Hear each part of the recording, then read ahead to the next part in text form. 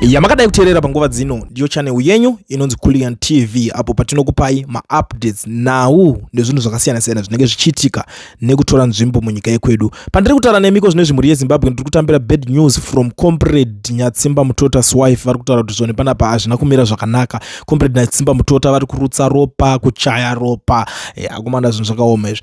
This is the only guy akakwanisa kuda kuenda kuno challenger Cab 3. If you still remember him, especially in my videos, he's one of the guys, one of the war veterans amongst the 3 war veterans vaimirirwa na comrade Love Momaduku kuti vange vachino challenger Cab 3 kuti aikwanisa kufunge ichita seichibudirira. But chinhu chiri kuvhiringidza he is someone wokuti haana kudheni kwemunhu kwaakadya kana kuti kuita sei munhu angori kana atopa kurutsa ropa, kuchaya ropa.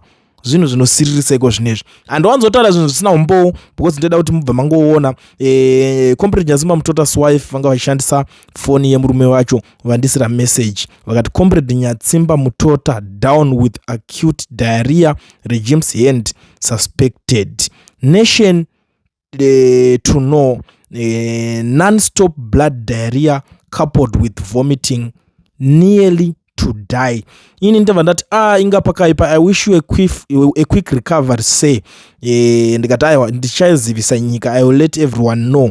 Zvikanzi thank you, I'm his wife, it started just last night, I mean guys, pakaipa munhu anongweri kana akutochaya achibudaro. But I'm not saying kuti munhuwo haagone kuzorwara kana kuti sei, but even ndo vari kutotora kuti vari kususpecta this regime because comrade Nyatsimbamutota is someone wokuti ari vocal panyaya idzi and munhu wokuti haataure zvinhu izvi achitya kana kuti kuita sei, anonyanya kutaura achinanga nemo and he is not someone wokuti anouya paplatform achitaura kuti zvoni this platform ndakuti ndingokuudza iwo like zvinoita vamwe vanhu. Munhu kuti asati auya paplatform anotanga aita zvinhu zvake kuback door, otanga afambirana nezvigananda zvacho, odzipana nezvigananda zvacho. Apedza kungodaro ndipo unoona vaita se vanobva vangozvifambira. So muri yeZimbabwe ndingofana nepanapa ndichingokuzivisai because zvinhu izvi zvakakosha.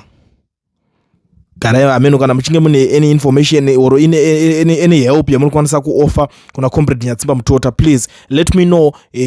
Ndokwanisa kukusanganisa na comrade Nyatsimbamutota, but I mean vanhu vanenge vane help iri tangible inobatika. Kuda vanhu kuti because I just want you to ask me zvinhu zvakasiyana siyana zvaunochida kuziva zvokuti unokwanisa kuoffer help. Ndobva ndaona kuti uri willing sure help because kuno umwe munhu kuti ari kungoda macontacts evanhu just for no reason. Those people havana kumbondikumbira for kuti we need any help.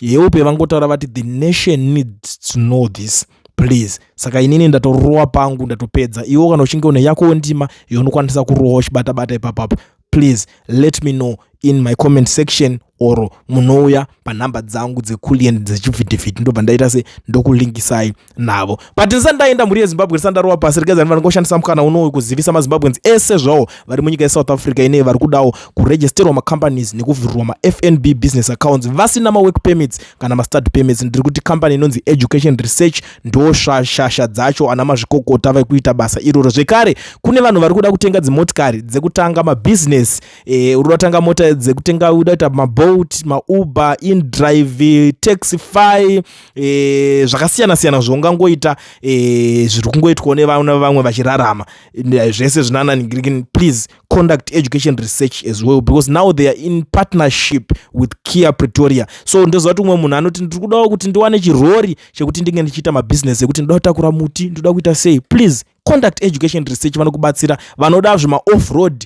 Kia mani vanokubatsirai. Mota idzi vedweka ma-pre-owned aripo, ma-brand new vanawo zvese ikoko. Chako kungotaura navo Education Research, please assist me kuti ndikwanise kunge ndichinowana mota yakaita se yakazvinakira because Education Research is a consultants company. Saka garai maziva kuti aiwa mukana wavhurika wekuti munokwanisa kuita se muenda muchinobatsirwa. Haikona kungoenda unotenga mota wega kazvingoti nje zvine risk izvozvo. Saka conduct Education Research pane namba dzavo mungo muchitaurirana. And kana muchinge mune zvimwe zvamudonyatsonzwisisa ndogona kunge ndinoenda pandati sirirei, please do not hesitate to contact them.